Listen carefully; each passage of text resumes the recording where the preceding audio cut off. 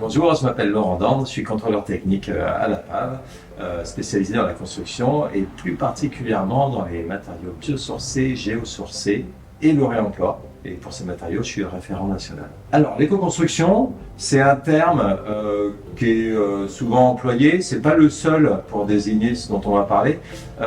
C'est en fait construire de manière responsable vis-à-vis de l'environnement. Et puis, la canicule actuelle nous le rappelle.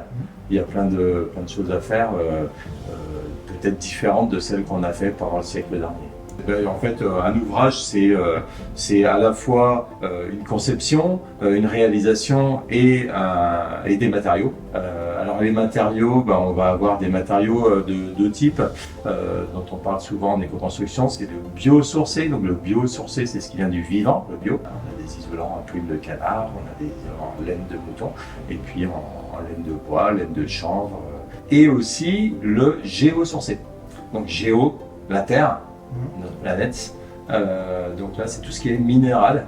On va essentiellement retrouver la pierre. En Ardèche, on connaît bien ça. Et puis tout ce qui est aussi à base de terre crue, où là, on va le retrouver plutôt côté Drôme. Si vous vous promenez un petit peu dans la Drôme, il y a plein de maisons en pisé. Alors, on ne le sait pas forcément. D'ailleurs, Lyon, plus de la moitié du patrimoine de Lyon est en pisé. Faut savoir, le pisé, donc je rappelle, c'est de la terre crue qui est damée entre deux banches, donc dans un coffrage, et ensuite qui est enduit. C'est pour ça qu'on voit des maisons enduites, on ne sait pas qu'il y a du pisé derrière. Mais si vous allez vous promener dans la campagne, il y a plein de granges, du côté de Hanéron, du côté de Châteauneuf-de-Galorme, dans ces coins-là.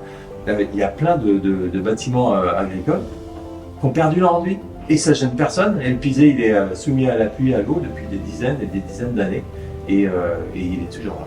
C'est ancestral, c'est-à-dire que l'homme préhistorique, il faisait l'éco-construction, il construisait avec de la paille, avec de la terre crue, avec du bois, avec des pierres.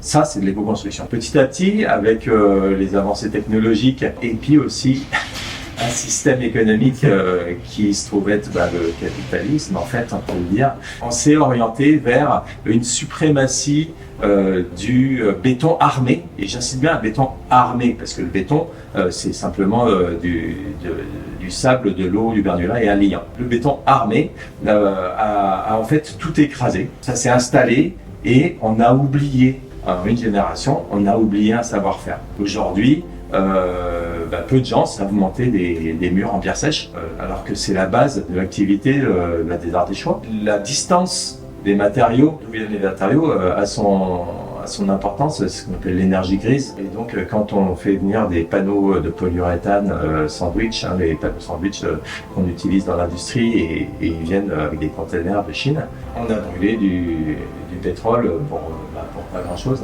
Ça ne répond qu'à une seule exigence, c'est la rentabilité et la course au pognon, quoi. Donc, est-ce que c'est vraiment de ça dont on a besoin?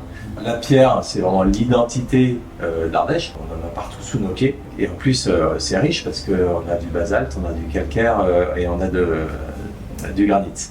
Donc on a vraiment une magnifique région pour la pierre. Et c'est ce que faisaient nos ancêtres, c'est ce qu'on appelle l'architecture vernaculaire, avec les matériaux qu'on a sous les pieds. Ce qu'il faut par contre, c'est améliorer peut-être la technologie, la réglementation a changé aussi. Donc c'est faire correspondre des techniques anciennes à une réglementation nouvelle, que ce soit la réglementation thermique, sismique, la sécurité incendie, voilà. Mais il y a aussi les matériaux biosourcés, et aujourd'hui il y a plein de chantiers qui se font en paille.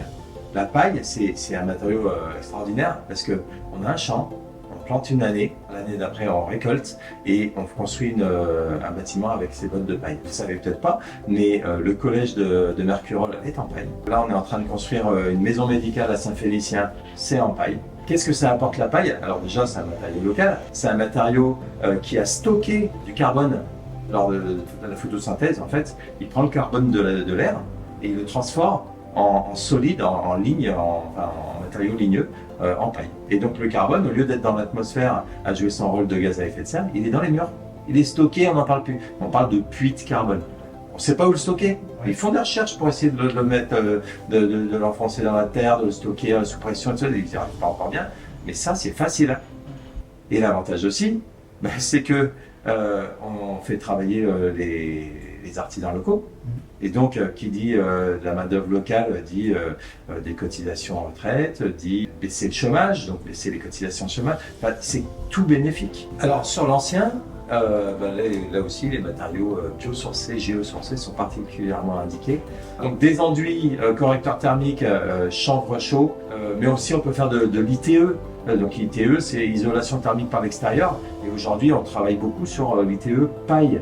C'est-à-dire que si on a une bonne passe de toit, on peut faire des bottes de paille par l'extérieur. Et là, on garde l'inertie de sa maison. Alors par contre, évidemment, ça change l'aspect extérieur de la maison. Parfois, on a une belle maison avec des belles pierres, justement, en Ardèche, et on ne veut pas la dénaturer de cette manière-là. Mais encore une fois, un enduit, une ITE paille avec un enduit à la chaux, c'est beau aussi. Et on garde les pierres à l'intérieur. C'est aussi la durabilité. On ne jure que par le béton ou par l'acier. Le béton, il a la fâcheuse tendance à se carbonater, je ne rentre pas dans le détail, à faire rouiller les aciers en fait. Mais inéluctablement, les aciers ils vont rouiller, quelles que soient les techniques employées. Un jour, ça va rouiller. Ouais. Et donc, la durabilité du béton, elle existe et elle est incontrôlable. On n'arrive pas, on ne sait pas faire. Je parle bien de béton armé. Alors que le béton non armé, il n'y a pas de problème de corrosion puisqu'il n'y a pas d'acier. Et là, je renvoie au Capitole, à Rome, le Capitole qui a plus de 2000 ans et qui était toujours debout et qui est en béton de chaux. Alors, il fait chaud, c'est un constat. Il y a deux manières de voir les choses. C'est de se dire, bon, on n'y peut rien, il fait chaud, on va mettre des clim. Ou alors, de se dire, il fait chaud, mais on va penser les bâtiments autrement. Et par leur conception et par leurs matériaux. C'est ce qu'on appelle l'architecture bioclimatique, d'orienter son bâtiment de la bonne manière, d'isoler tel mur un peu plus qu'un autre. Vraiment de réfléchir à la pénétration de rayons solaires en hiver pour qu'ils nous chauffent, mais pas en été pour qu'ils ne nous surchauffent pas. D'utiliser des matériaux adaptés et qui ont un pouvoir isolant et qui ont un déphasage. Le déphasage, c'est le temps que mettent les calories à rentrer dans le bâtiment. Or, des matériaux issus de la pétrochimie ont un très faible déphasage. En quelques heures, le soleil de midi, les calories elles sont rentrées dans le bâtiment et alors, on arrive à la surchauffe. Alors que des matériaux qui ont 12 heures de déphasage thermique, le soleil de midi, les calories de midi, elles rentrent à minuit. Or, à minuit, on utilise de la ventilation naturelle. On ouvre nos fenêtres, on rafraîchit le bâtiment. Et donc là aussi, comme pour l'hygrométrie, l'humidité dans le bâtiment, on va avoir une courbe qui s'aplanit. Donc tout ça, c'est comment s'adapter. Voilà, il n'y a pas que la clim dans la vie, il y a aussi le bâtiment. Ces canicules, elles viennent, je crois qu'aujourd'hui il y a de moins en moins de climato-sceptiques, mais du changement climatique. Et ce changement climatique, il est lié à l'activité humaine. Ça veut dire qu'on a dégagé trop de gaz à effet de serre dès le 19e siècle et tout au long du 20e siècle et encore plus au 21e siècle malheureusement.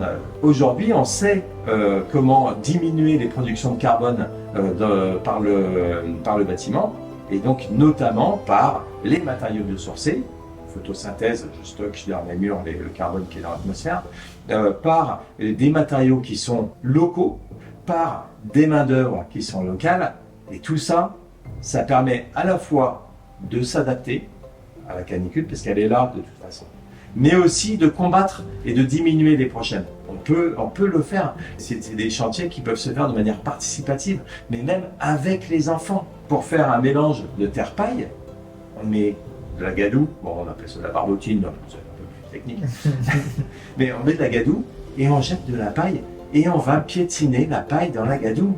Et ensuite on récupère la paille et on l'applique dans une manche. C'est simplissime. Par contre, ça demande beaucoup de main-d'œuvre. Mais on fait un bon méchoui. Et le matin, on fait une bonne corvée de terre-paille. Et c'est un moment sympa et qui rassemble les gens. J'ai des chantiers, même des écoles, où je suis missionné comme contrôleur technique. Et les briques de terre crue ont été façonnées par les élèves. C'est une école à Rosny-sous-Bois, en région parisienne, qui est vraiment avant-garde sur le sujet, et je les félicite. Ils montrent le chemin.